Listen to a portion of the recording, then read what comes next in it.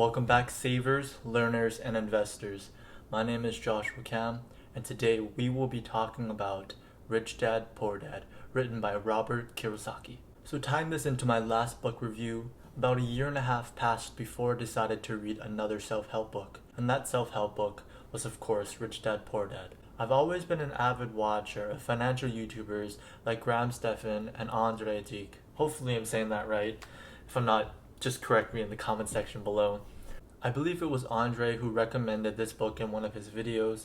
It also might have been Graham. I'm not quite too sure. This was a while ago. But it was one of those two YouTubers that recommended this book and I decided to actually read it.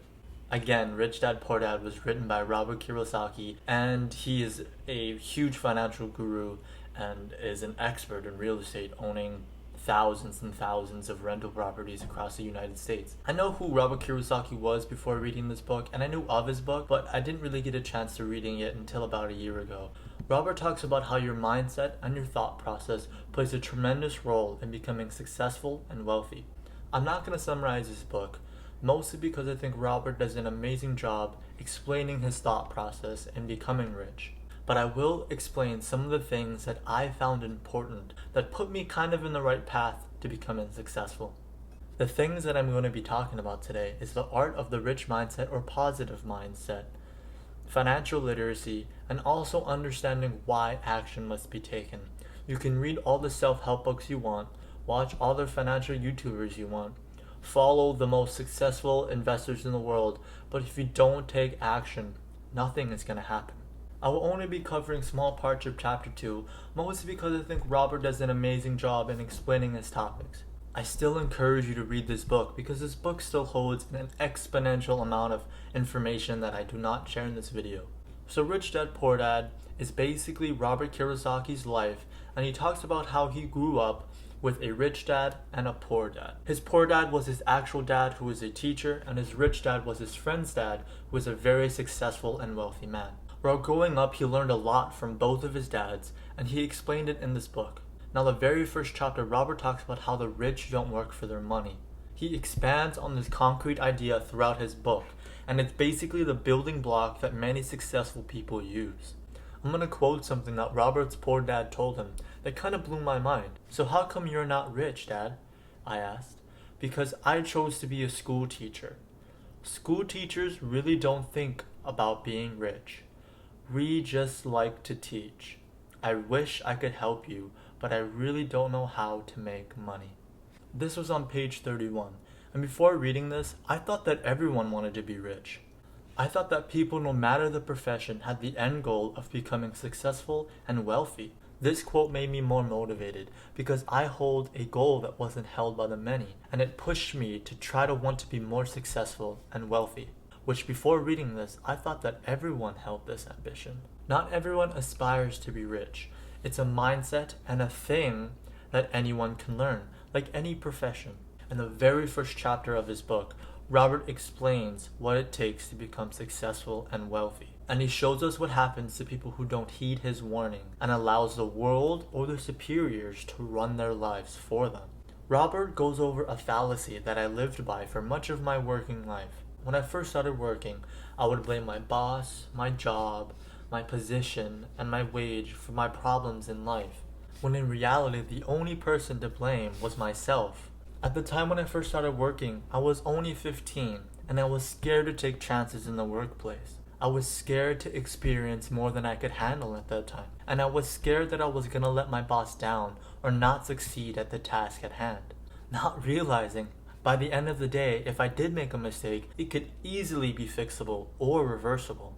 I was comfortable with my boss and the people around me tell me what to do and hold my hand throughout the whole process, not knowing that working at a low-stake job only at 15 years old was the perfect time to take chances. It was the perfect time to make mistakes and to learn from them. The next topic I'm going to cover is being financially literate. Growing up, my parents were absolutely horrible at controlling money and knowing what to do with it. I had no education in financial literacy besides the basic work, earn, and save.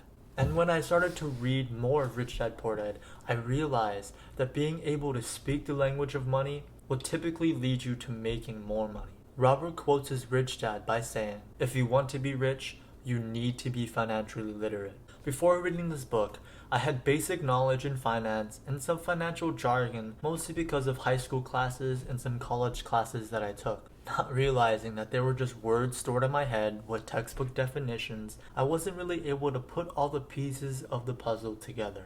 While I was reading this book, it changed my mindset, seeing that they aren't just words that accountants, financial gurus, and successful people use, but they are necessary building blocks and foundation to any successful and wealthy person.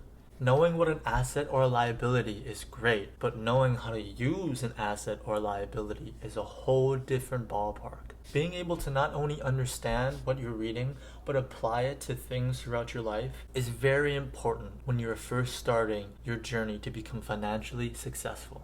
While growing up, I learned in specific classes about finance and other business-related topics, and I would be so excited because I would be expanding my knowledge on how to be successful and wealthy. Time would pass and I would be in the same spot as I was before I learned all this new information. I would now just know more about finance and business related topics, and I would have textbook definitions in my head, not putting them to use. And while reading this book, it hit me. It's one thing to learn all this financial knowledge and understand how to make money, but it's a totally different story taking what you've learned and applying it to your life. A doctor can know how to save a life, but if he's not applying that knowledge to actually save that life, he really isn't saving anyone. The same thing applies to finance and financial literacy. But if you never apply the things that you learn, you'll never be the things that you talk about. You must talk the talk and walk the walk. This also ties into the last reason, which is understanding why or the reason behind taking action. This isn't really covered in Rich Dad Poor Dad, but after reading his book, my brain kind of clicked in this certain way where I needed to have a why or reason behind taking action before I took the action. Now, this is kind of self-explanatory, but understanding why you need to take action is the first step to take action. For example, why do you want to save money? Why do you want to invest? Why do you want to ask your boss for a raise? Why do you want to lose weight? All of those things are super important to ask yourself before taking action. If you take action without a why reason behind it, your why reason could change along the way. And it also could be affected or changed by the people around you, because they could change your why reason or influence your why reason to only benefit themselves. But if you have a concrete reason why you want to change or want to take action, then you will stick to it.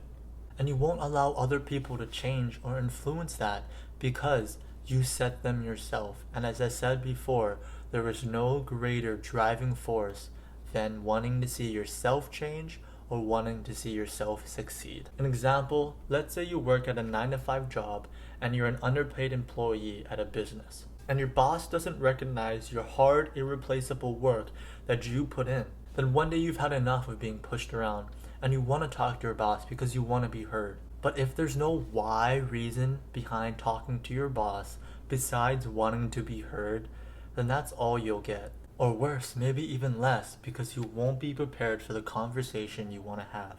You see, your reason becomes malleable to the authority and power, and you won't feel confident about where you stand. See, if you don't know why or what you want, your boss sure isn't going to know what you want either. But let's say before you go to your boss, you have underlying reasons why you want to talk to him. For example, to ask for a raise, to be more respected throughout the workplace, to get more recognition for the irreplaceable work that you put in, then that's what you will get. In most cases, you'll never be given more than what you ask for. So shoot for the stars and see if you come in hot with reasons, evidence, and a powerful why, then nothing should stop you from getting what you really want. I've barely even scratched the surface on what this book has to offer. This book is truly amazing, and it's honestly changed my life. If I were you, I would pick it up as soon as I can. In all honesty, I put off buying this book because of the current situation that we're in, and I don't really like reading off of screens, so I really wanted the hardcover copy. But then I told myself that if I wouldn't buy the book now, I would never end up reading it.